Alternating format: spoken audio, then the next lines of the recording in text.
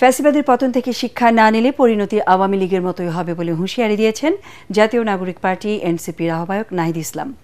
দেশ গড়তে জুলাই পদযাত্রার সপ্তম দিনে নাটোরে অনুষ্ঠিত পথসভায় তিনি একথা বলেন।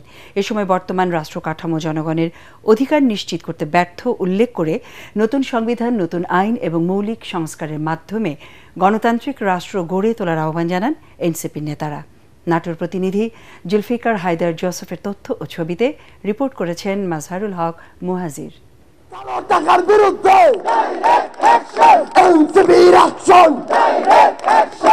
রংপুর বিভাগের পর দেশ গড়তে এনসিপির জুলাই পদযাত্রা এখন চষে বেড়াচ্ছে রাজশাহী বিভাগ। এই পদযাত্রার সপ্তম দিনে দলটির গন্তব্য এখন নাটোরে। জেলার স্টেশন বাজার থেকে নিচা বাজার হয়ে তাদের পদযাত্রা শেষ হয় শহরের স্বাধীনতা চত্বর মাদ্রাসা মোড়ে। সেখানে আয়োজিত পথসভায় এনসিপির নেতারা বিচার সংস্কার এবং নতুন সংবিধানের প্রয়োজনীয়তা তুলে ধরেন। আমরা কখনোই মাঠ ছেড়ে চলে যাই নাই, আমরা কখনো আওয়ামী লীগ ছাত্রলীগের সাথে কখনো আপোষ করি নাই। জুলাইয়ের যে আকাঙ্ক্ষা সেটা এখনো বাস্তবায়ন হয়নি, তাই আমরা যেন জুলাইয়ের আকাঙ্ক্ষা বাস্তবায়ন হওয়ার পূর্ব পর্যন্ত এই রাজপথ ছেড়ে না দেই।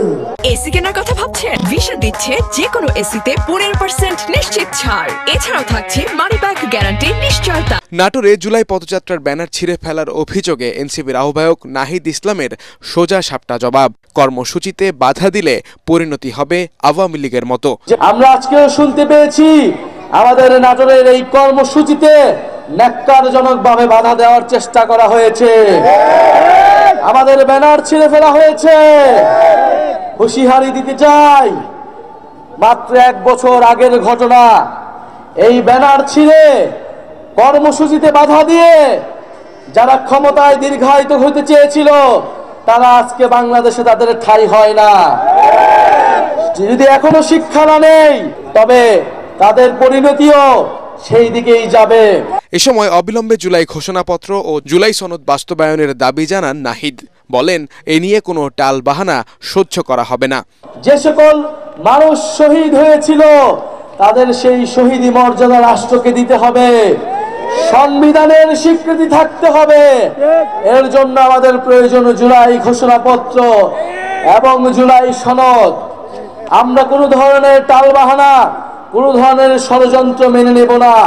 আগামী 3 আগস্ট কেন্দ্রীয় শহীদ মিনারে নতুন বাংলাদেশের রূপরেখা দেওয়া হবে বলেও জানান দলের আহ্বায়ক নাহিদ ইসলাম। ইনশাআল্লাহ দেশ গঠনের এই যাত্রাতে আমরা আপোষ করব না। মাজহারুল হক মুহাজির, ATN বাংলা।